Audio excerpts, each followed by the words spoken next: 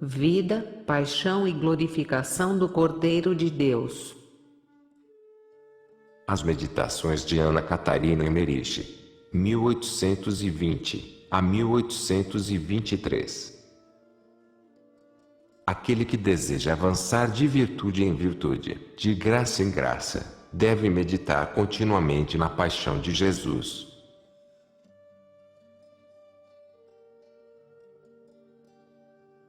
Não há prática mais proveitosa para a inteira santificação da alma do que a frequente meditação nos sofrimentos de Jesus Cristo. São Boaventura, Mir Editora, São Paulo, 2004. Prefácio. As emocionantes e admiráveis narrativas da paixão e morte de Jesus Cristo, feitas pela religiosa agostiniana Ana Catarina Emmerich, resultantes de suas profundas meditações quaresmais, no decurso de 1820 e 1823, sem que conste discrepância alguma dos respectivos textos evangélicos, constituem uma demonstração plausível da realidade dessas visões sobrenaturais. Não se trata de fatos extraordinários submetidos às investigações científicas, mas sinceramente apreciados pela razão calma, refletida, que se conduz pelas leis do raciocínio às provas de sua veracidade. É verdade que a doutrina católica ordena e o bom senso exige que não se devem aceitar as visões ou revelações de ordem sobrenatural, sem primeiramente fazê-las passar pelo crivo de uma análise sensata, escrupulosa, submetida ao juízo da Igreja, evitando que se tomem suscetíveis de ser reduzidas às proporções de fenômenos naturais. Como é de esperar, deve ser esse o ponto de partida das investigações sobre a realidade das extraordinárias visões de Catarina Emmerich. Ora, é critério fundamental desse estudo conhecer quais os sinais característicos da origem das visões sobrenaturais. Primeiramente, se deve notar que a alucinação se distingue da sensação. Se estes dois fenômenos se confundem, como efeito imediato e íntimo de uma modificação material dos órgãos dos sentidos, entretanto, profunda é a sua distinção, porquanto a alucinação se passa na imaginação e, portanto, é subjetiva, e a sensação se dá no sentido e vem de um objeto exterior, é objetiva.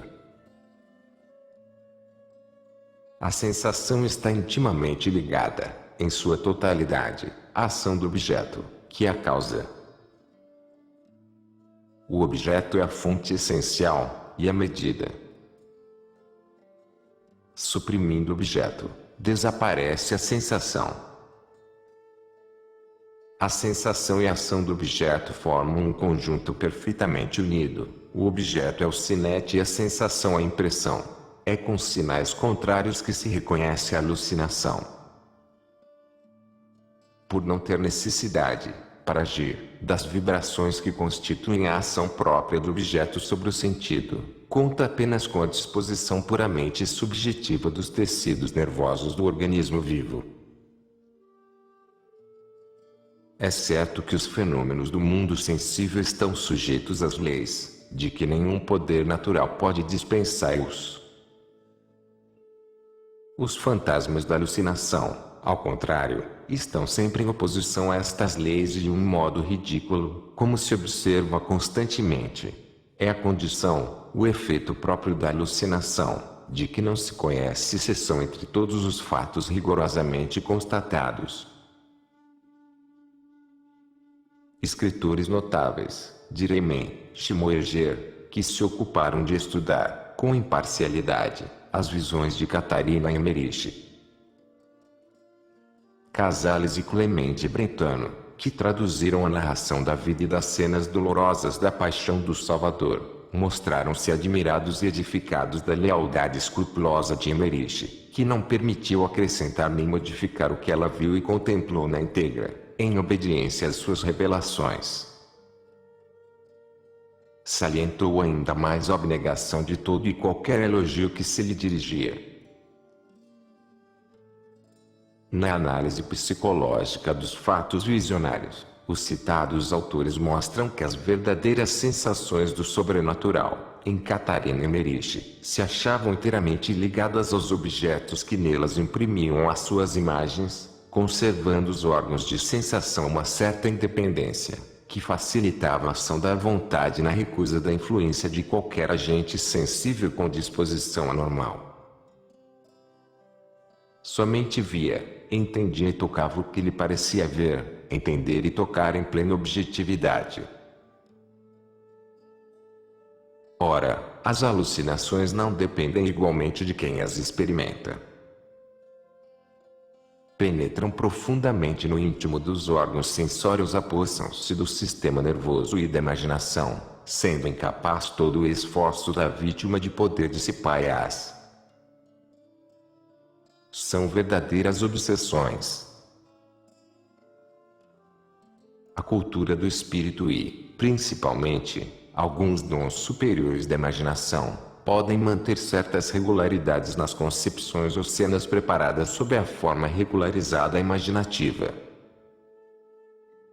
Tais fenômenos, porém, não podem ter lugar nos espíritos acanhados e incultos. Catarina Emmerich nasceu de pais pobres e camponeses.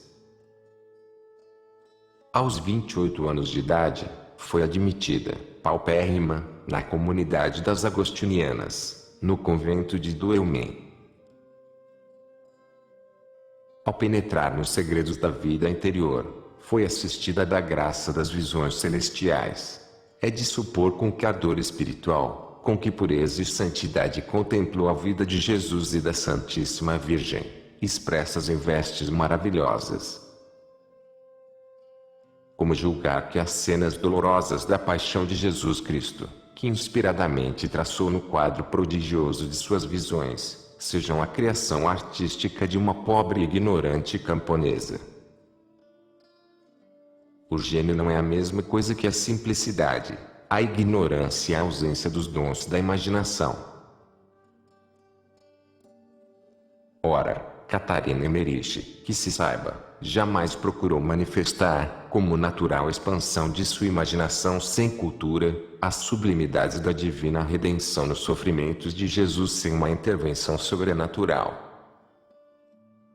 Prefaciando, embora modestamente, quando outros o poderiam fazer melhor, este livro, contendo as visões de Catarina Emmerich sobre a paixão e morte de Jesus, o nosso único intuito não é apreciar o valor intrínseco desse trabalho, que contém o produto sobrenatural de visões divinas, já reconhecidas pelo testemunho consciente e pelo critério judicioso, com as devidas reservas da Igreja. Apenas nos limitamos, por considerar oportuno, a exposição de diversas razões sobre o poder da imaginação, até onde será suscetível de chegar ao alcance do bom senso vulgar. Em todo o correr da leitura deste livro, vê-se claramente que não pode ser uma obra de exclusiva imaginação ou uma consequência de alucinação, pois que se trata de representações sensíveis, que, anteriormente, não foram percebidas pelos sentidos. Ou melhor, não pode ser sintomática de alucinação toda a representação sensível, perfeitamente ordenada, cujos elementos, e não o tipo, foram percebidos pelos sentidos. A imaginação entregue a si mesma é condenada à desordem, não podia, precedentemente, combinar esses elementos da calma e sob a direção da razão. A representação sensível combinada dos fatos observados, as cenas descritas até então ignoradas, é injustificável que sejam resultados de alucinações. Não temos a pretensão de aplicar todos esses casos à série das visões de Catarina Emmerich, podendo, entretanto, dizer que não se teriam desprezado essas regras na crítica de tais revelações sob o prisma do sobrenatural, porque seria faltar à ciência, a mais elementar, não menos que o bom senso, em face da doutrina católica. Apesar deste livro não ter por objetivo doutrinar sobre um assunto que ainda não conta com o assentimento pleno e definitivo da Igreja, entretanto, não se lhe pode negar que revela, com novos raios de luz, a verdade da mística divina, que conduz a alma cristã à sua união com Deus, na contemplação assídua do augusto mistério da redenção.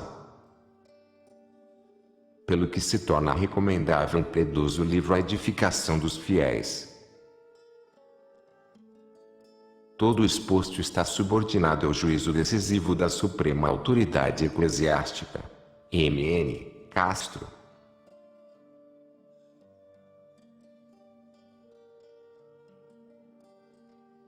Introdução.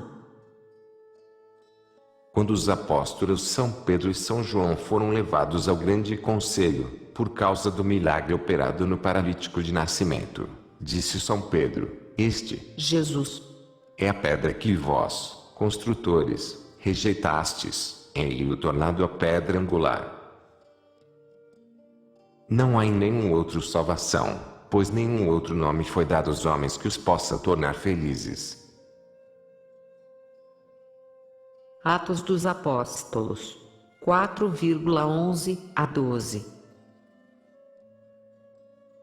Destas palavras se deduz o lugar importante que deve ocupar o Divino Salvador, nos corações daqueles que por ele querem chegar ao Pai Celeste e à eterna bem-aventurança.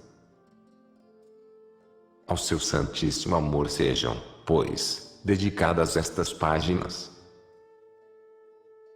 Tratarão dele, da sua vida santa, descrevendo-lhe principalmente a sagrada paixão e morte, que aceitou por amor de nós, para fazer-nos justos e filhos do Pai Celeste, nós que éramos pecadores.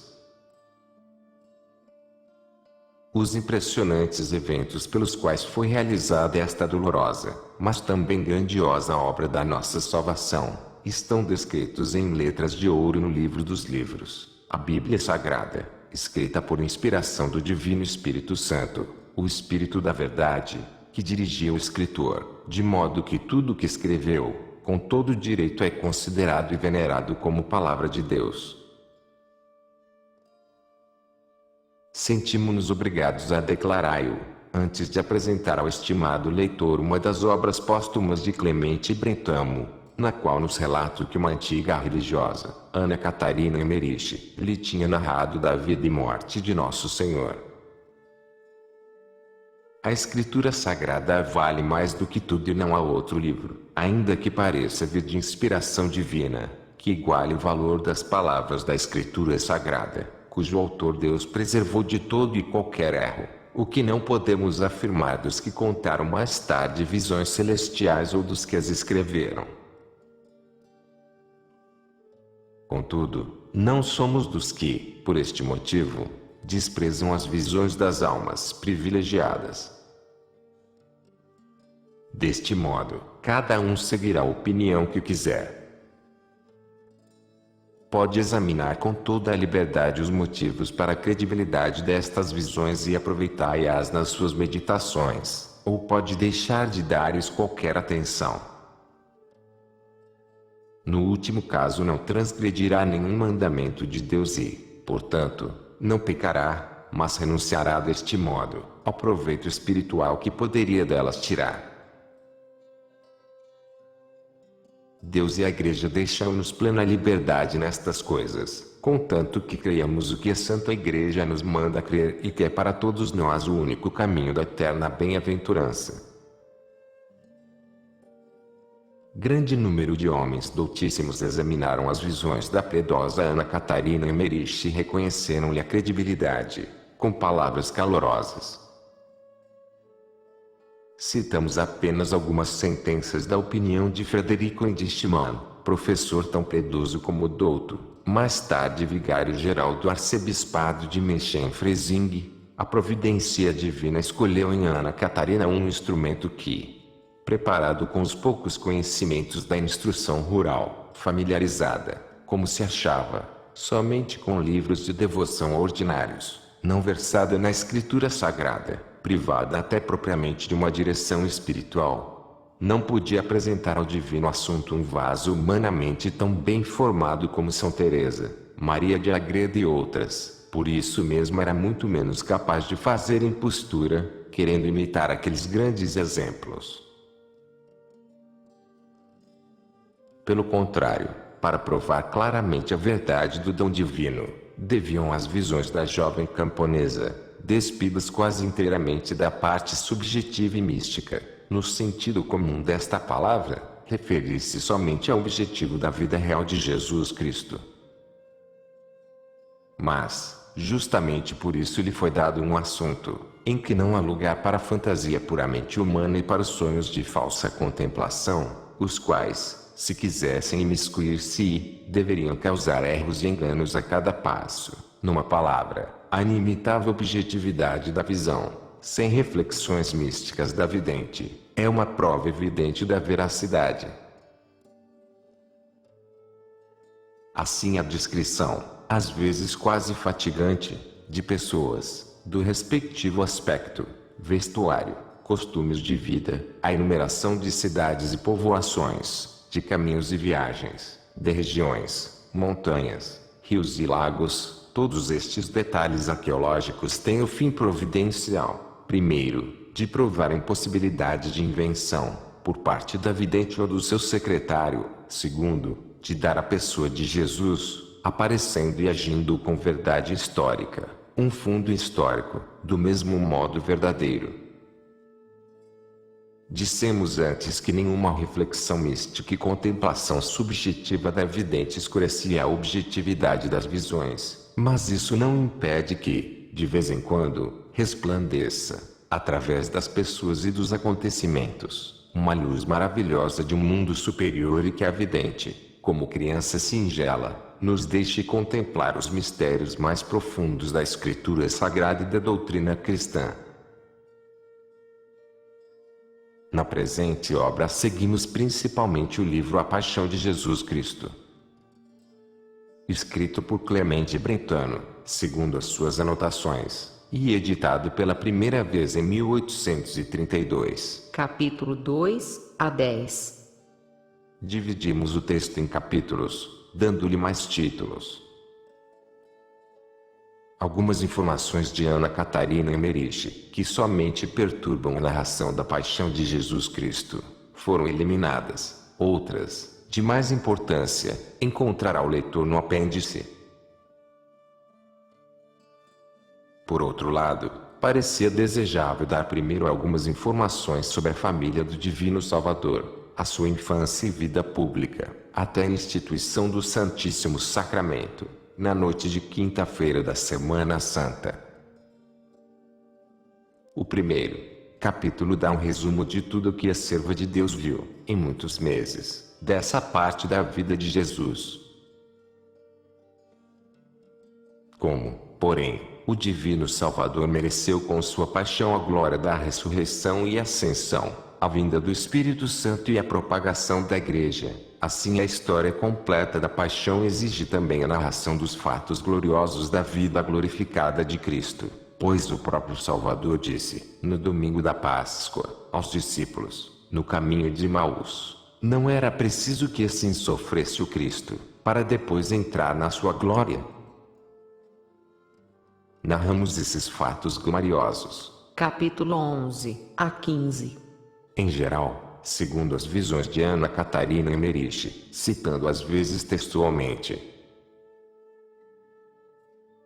Estranhamos que a serva de Deus mencionasse apenas em poucas palavras ou até calasse muitas coisas que a Escritura Sagrada narra detalhadamente, por exemplo, as belas palavras que o arcanjo São Gabriel e a Santíssima Virgem proferiram na Anunciação, como também a despedida de Jesus na noite da Quinta-feira Santa, o sermão de São Pedro no domingo de Pentecostes, a conversão e as obras de São Paulo, etc.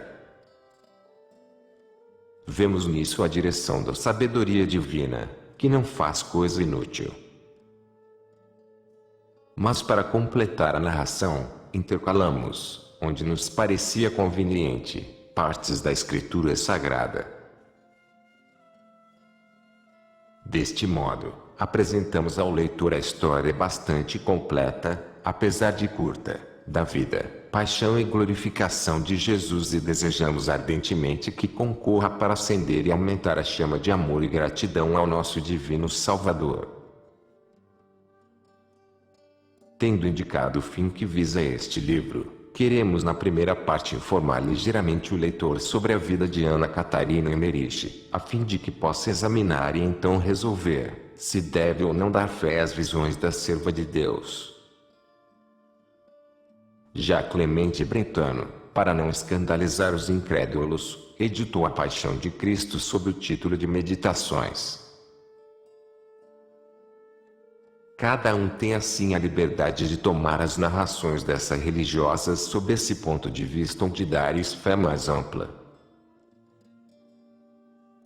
Formalmente declaramos, portanto, conforme o decreto de Urbano VIII, que todos os fatos milagrosos contados neste livro, numa palavra, tudo que não foi confirmado pela Escritura Sagrada ou a Santa Igreja, exige somente credibilidade humana.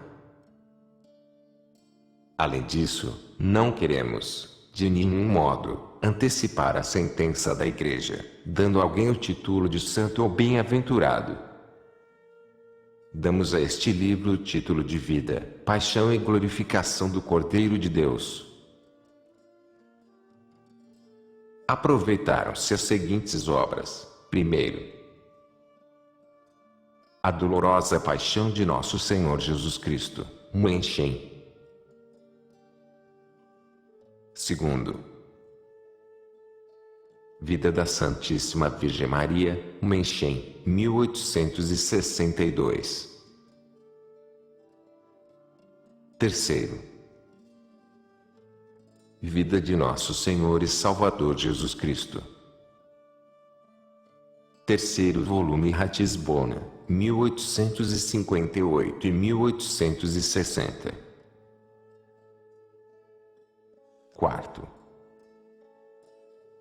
a cópia das notas originais de Clemente Brentano, feita pelo Rev. P. João Jansen, de saudosa memória, no convento dos Redentoristas de Gars.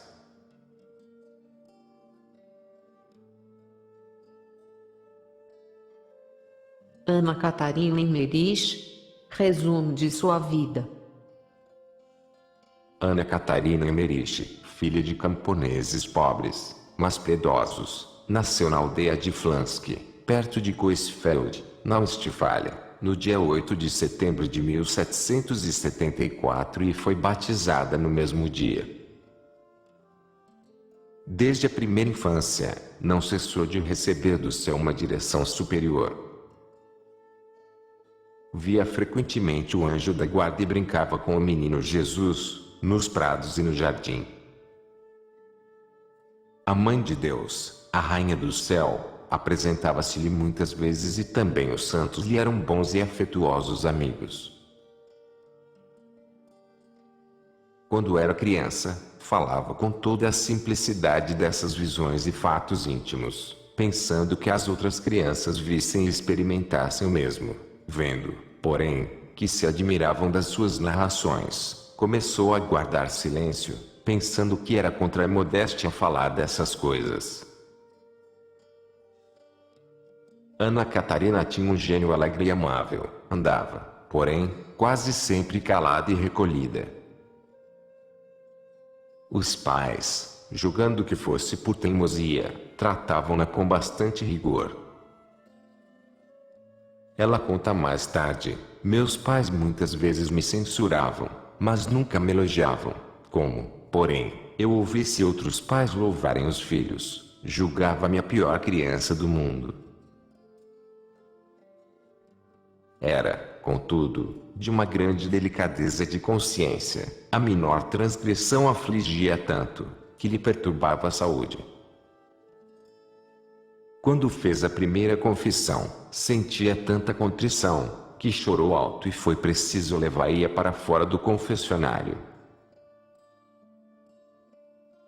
Na primeira comunhão, cheia de ardente amor, ofereceu-se de novo, sem reservas, ao seu Deus e Senhor. No verdor da mocidade, dos 12 aos 15 anos, Catarina trabalhou, como criada, em casa de um parente camponês, pastoreando rebanhos. Depois voltou à casa paterna. Certa vez, trabalhando no campo, ouviu ao longe o toque lento e sonoro do sino do convento das Anunciadas, em Coesfeld. Contava então 16 anos apenas. Sentiu-se tão fortemente enlevada com a voz daqueles sinos, que lhe pareciam mensageiros do céu, convidando-a para a vida religiosa, e tão grande lhe foi a comoção, que caiu desmaiada e foi levada para casa, onde esteve, por muito tempo, adoentada. Para conseguir mais facilmente admissão num convento, foi durante 3 anos trabalhar em casa de uma costureira, em Coesfeld, economizando assim 20 talers, cerca de 3 libras inglesas. Depois se mudou para a casa do piedoso organista Soindgen, esperando que, aprendendo a tocar órgão, se lhe facilitasse a entrada para um convento. Mas a pobreza da família de Soindgen inspirou-lhe tanta compaixão, que, renunciando a tocar órgão, trabalhava na casa como criada, dando até suas economias para aliviar a miséria do lar. Deus deve ajudar agora, disse depois a mãe. Dê-lhe tudo, ele saberá socorrer-nos a todos. O bom Deus não deixou de ajudá-la, ainda que Ana Catarina só com 29 anos visse realizado o seu desejo de entrar para um convento. 4 anos antes recebeu da bondade de Deus uma graça especial. Estava de joelhos na igreja dos padres jesuítas, em Coesfeld, meditando e rezando diante de um crucifixo. Então vi, conta ela mesma, vindo do tabernáculo, onde se guardava o Santíssimo Sacramento, o meu esposo celeste em forma de um jovem resplandecente. Na mão esquerda trazia uma grinalda de flores, na direita uma coroa de espinhos. Apresentou-mas, ambas, para eu escolher. Tomei a coroa de espinhos, ele a pôs na minha cabeça e eu apertei com ambas as mãos. Depois desapareceu e voltei a mim, sentindo uma dor veemente em torno da cabeça. No dia seguinte a minha testa e as fontes, até as faces estavam muito inchadas e sofria horrivelmente. Essas dores e inflamação voltaram muitas vezes. Não notei sangue em volta da cabeça, até que as minhas companheiras me induziram a vestir outra touca, porque a minha já estava cheia de manchas vermelhas, ferrugentas. Como Ana Catarina não tinha mais dote, ficaram-lhe fechadas as portas dos conventos, segundo o pensamento dos homens. Mas Deus ajudou-a, como esperava. Clara Soindgen, a filha do organista, sendo também organista perfeita, foi de boa vontade recebida no convento das Agostinhas, em Duelmen. Soindgen, porém, declarou então que deixava entrar a filha somente sob a condição de que admitissem também Ana Catarina. Em consequência disso, entraram as duas jovens para o convento, em 18 de setembro de 1802. O tempo do noviciado foi para Ana Catarina uma verdadeira escola da cruz, porque ninguém lhe compreendia o estado da alma. Sofria, porém, tudo com paciência e amor, observando conscienciosamente a regra da ordem. No dia 13 de novembro de 1803, um ano depois de começar o noviciado, fez os votos solenes, tornando-se esposa de Jesus. O esposo divino cumulou-a de novas e abundantes graças. Apesar de todas as dores e sofrimentos, disse ela, nunca estive tão rica no coração, minha alma transbordava de felicidade. Eu vivia em paz, com Deus e com todas as criaturas. Quando trabalhava no jardim, vinham as avezinhas pousar sobre minha cabeça e meus ombros e cantávamos juntas os louvores de Deus. Via sempre o meu anjo da guarda ao meu lado e, ainda que o mau espírito me assustasse e agredisse, não me podia fazer mal. O meu desejo do Santíssimo Sacramento era tão irresistível, que muitas vezes deixava de noite a minha cela, para ir rezar na igreja, quando estava aberta. Se não, ficava ajoelhada diante da porta ou perto do muro, mesmo no inverno ou prostrada no chão, com os braços estendidos em êxtase. Assim me encontrava o capelão do convento, Abel Lambert, sacerdote francês, exilado da pátria, por não prestar juramento exigido pela Constituição ateia, que tinha a caridade de vir mais cedo, para dar-me a Sagrada Comunhão. Mas, logo que se aproximava para abrir a igreja, eu voltava a mim, indo depressa à mesa da comunhão, onde achava o meu Deus e Senhor. Como tantos conventos, no princípio do século XIX, também o convento de Agnetenberg foi fechado a 3 de dezembro de 1811. As piedosas freiras foram obrigadas a abandonar, uma após outra, o querido mosteiro. Ana Catarina, doente e pobre, ficou até a primavera seguinte, quando se mudou para uma pequena casa em Duelmen. No outono do mesmo ano 1812, lhe apareceu de novo o Divino Salvador, como um jovem resplandecente, e entregou-lhe um crucifixo, que ela apertou com fervor de encontro ao coração. Desde então lhe ficou gravado no peito um sinal da cruz, do tamanho de cerca de 3 polegadas, o qual sangrava muito, a princípio todas as quartas-feiras, depois nas sextas-feiras, mais tarde e menos frequentemente. A estigmatização deu-se-lhe poucos dias depois, a 29 de dezembro. Nesse dia, às 3 horas da tarde, estava deitada, com os braços estendidos, em êxtase, meditando na Sagrada Paixão de Jesus. Viu então, numa luz brilhante, o Salvador crucificado e sentiu um veemente desejo de sofrer com ele. Satisfez-se esse desejo, pois saíram logo das mãos, dos pés e do lado do Senhor raios luzidos cor de sangue, que penetraram nas mãos, nos pés e no lado da serva de Deus, surgindo logo gotas de sangue nos lugares das chagas. Abel Lambert e o confessor da vidente, P. Limberg, viram-na sangrar 2 dias depois, mas com sábio propósito fingiram não dar importância ao fato, na presença da serva de Deus. Ela mesma procurava esconder os sinais das chagas, o que lhe era fácil, porque desde o dia 2 de novembro de 1812 estava de cama, adoentada. Desde então não pôde mais tomar alimento, a não ser água, misturada com um pouco de vinho, mais tarde só água ou, raras vezes, o suco de uma cereja ou ameixa. Assim vivia só da Sagrada Comunhão. Esse estado e a estigmatização tornaram-se públicos na cidade, em março de 1813. O vigário de Duelmen, P. Hensing, encarregou 2 médicos, os doutores Wisener e Krauthausen, como também o confessor, de fazerem um exame das chagas, que frequentemente sangravam. Os autos foram mandados à autoridade diocesana de Münster, a qual enviou o reverendo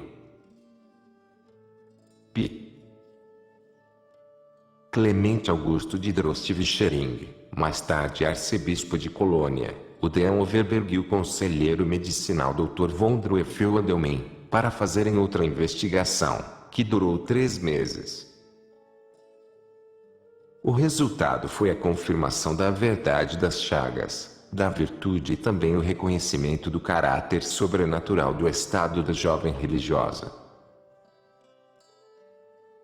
Também a autoridade secular, querendo examinar e desmascarar a embusteira, mandou, em 1819, uma comissão de médicos e naturalistas, e isolaram-na por isso em outra casa, rigorosamente observada, do dia 7 a 29 de agosto, o que lhe causou muita humilhação e sofrimento. Também o resultado desse exame lhe foi favorável.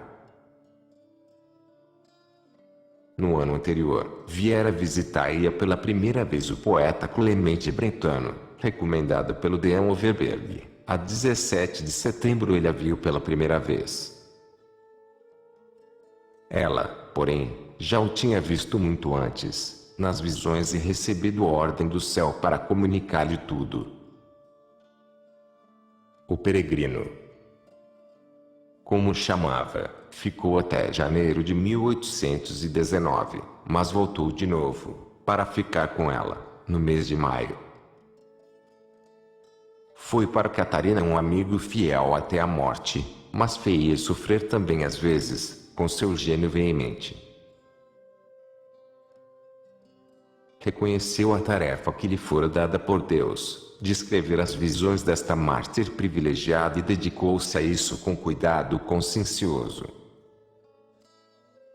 O peregrino escrevia durante as narrações, em tiras de papel, os pontos principais, que imediatamente depois copiava, completando-os de memória. A cópia, a limpo, lia a serva de Deus, corrigindo, acrescentando, riscando sob a direção de Catarina, não deixando nada que não tivesse recebido a confirmação expressa de fiel interpretação.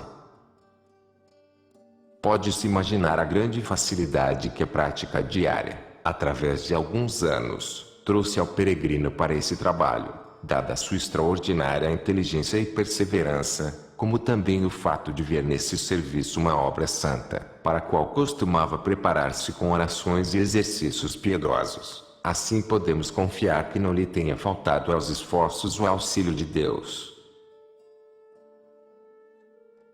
O escrúpulo e a consciência com que procedia nesse trabalho, nunca lhe permitiram, durante tantos anos, resposta alguma aos que atribuíam grande parte das visões à imaginação do poeta, o que equivale a dizer que, homem sério que era, na tarde da vida se teria dado esse incrível trabalho, para enganar conscientemente a si mesmo e aos outros.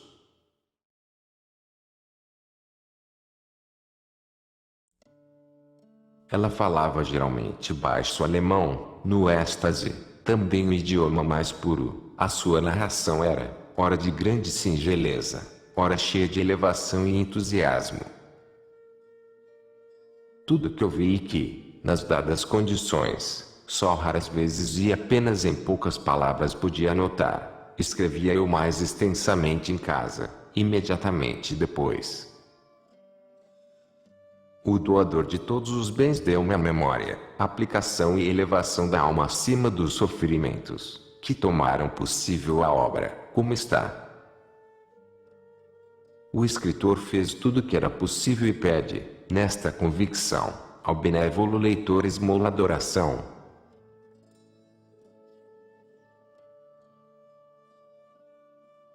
Ana Catarina deu também a este trabalho plena aprovação. Quando estava num profundo êxtase, a 18 de dezembro de 1819 Brentano lhe apresentou uma folha, com as anotações. Disse ela, estes são papéis de letras luminosas. O homem, isto é, o peregrino, não escreve de si mesmo, tem para isto a graça de Deus. Nenhum outro pode fazê-lo, é como se ele mesmo visse.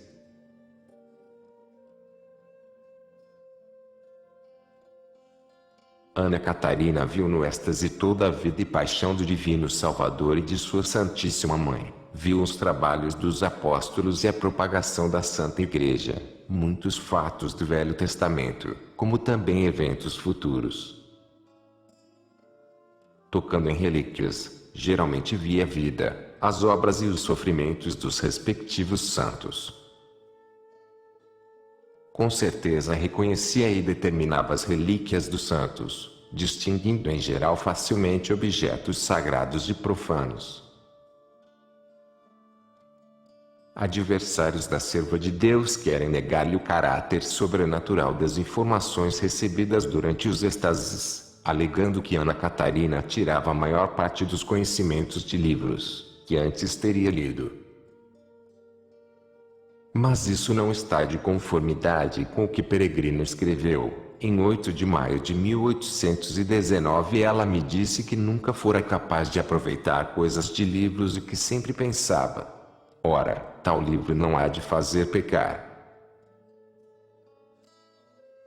Também não pôde guardar na memória coisas da Escritura Sagrada, mas tem da vida do Senhor a graça de tal intuição, que a consciência e certeza, que disso tenho, às vezes me fazem tremer, por manter um trato tão familiar e simples com uma criatura de Deus tão maravilhosa e privilegiada, como talvez não haja outra.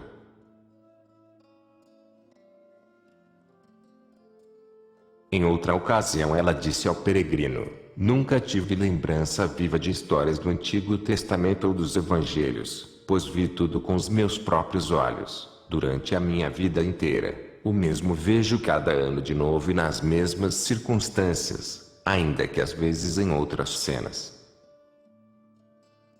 Umas vezes estive naqueles lugares, no meio dos espectadores, assistindo aos acontecimentos, acompanhando-os e mudando de lugar, mas não estive sempre no mesmo lugar, pois às vezes fui levada para cima da cena, olhando deste modo para baixo. Outras coisas, principalmente os mistérios, vi-os mais com a vista interior da alma, outras em figuras separadas da cena. Em todos os casos se me apresentava tudo transparente, de modo que nenhum corpo cobria o outro, nem havia confusão.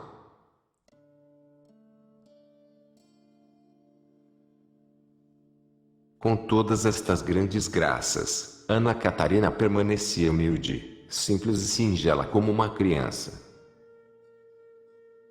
Mostrava-se sempre obediente aos pais e às superioras religiosas, como também ao confessor e diretor espiritual. Se lhe mandavam tomar remédio, consentia, apesar de prever-lhe o mau efeito.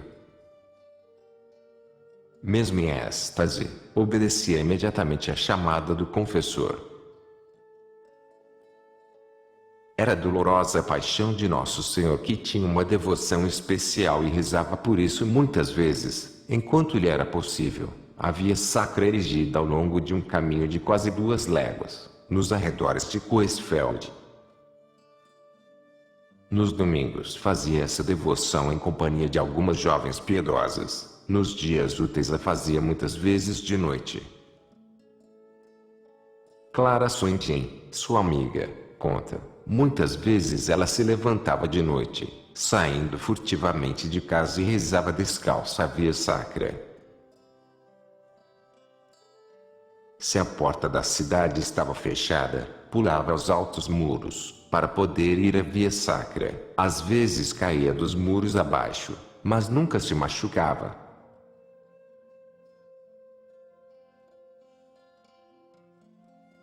Além dos muitos padecimentos que sofria com paciência e perseverança, exercitava-se constantemente nas mortificações voluntárias. Já na infância costumava privar-se de parte do sono e da comida. Muitas horas da noite passava velando e rezando, comia e bebia o que os outros recusavam, levando as comidas melhores aos doentes e pobres, dos quais tinha muita compaixão. O amor ao próximo impelia a pedir a Deus que, por favor, lhe desse a sofrer as doenças e dores dos outros ou que a deixasse cumprir os castigos merecidos pelos pecadores. Já o fizera na infância e fazia-o depois de um modo muito mais intenso. A tarefa principal da sua vida, escreve Clemente Brentano, era sofrer pela igreja ou por alguns membros da mesma, cuja necessidade lhe era dada a conhecer em espírito ou que lhe pediam a intercessão. Ana Catarina aceitava de boa vontade tais sofrimentos e trabalhos. Muitas vezes, porém, se tornavam estes tão grandes e pesados, que parecia prestes a morrer. Quando um dia, quase sucumbindo ao peso das dores, pediu ao Senhor que não a deixasse sofrer mais do que podia suportar, apareceu-lhe o esposo celeste e disse: coloquei-te no meu leito nupcial das dores, com as graças dos sofrimentos, adornada com os tesouros da reconciliação e com as joias das boas ações. Deves sofrer. Não te abandono. Estás amarrado à videira, não perecerás.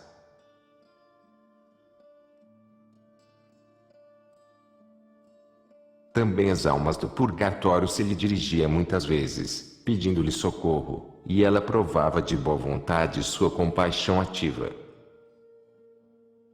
Fiz um contrato com meu doce esposo do céu.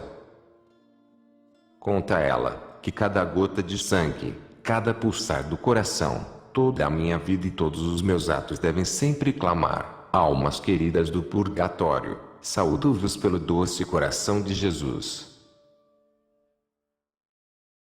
Isso faz bem a essas infelizes e alivia-as, pois são tão pacientes.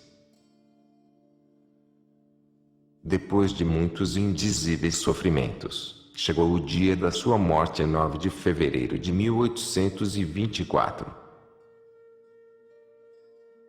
A 15 de janeiro desse ano dissera a serva de Deus: na festa de Natal o menino Jesus me trouxe muitos sofrimentos, hoje me deu ainda maiores, dizendo: tu me pertences, és minha esposa, sofre como eu sofri, não perguntes por quê, é para a vida e para a morte.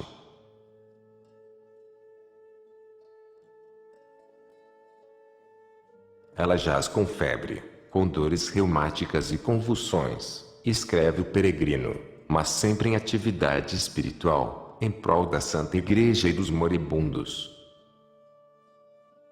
O confessor pensa que ela em pouco terminará, porque disse no êxtase, com grande serenidade: não posso aceitar outro trabalho, já estou próxima do fim.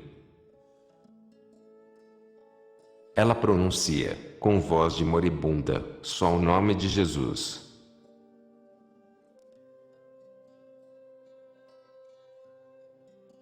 A 27 de janeiro recebeu a extrema-unção.